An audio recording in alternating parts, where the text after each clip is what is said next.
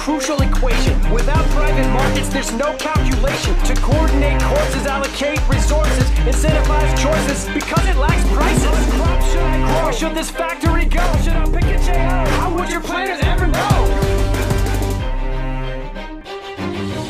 Socialism means an economic system where you're going to abolish private property in the major factors of production and replace it with some form of collective ownership.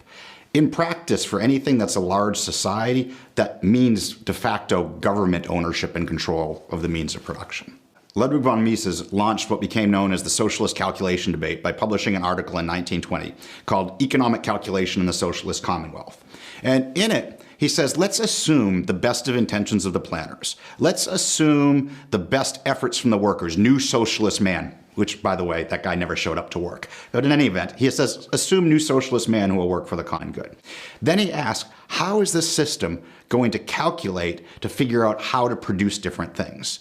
So Mises starts his monograph, Economic Calculation in a Socialist Commonwealth, by saying the communists have talked about all of these great things, and then they basically assume that roast chickens will somehow fly into the mouths of comrades, and he says they've never actually stepped back to discuss how will this take place. He says we need markets, we need private property in consumer goods, we need private property in the means of production and producer goods to be able to decide whether something makes sense to produce.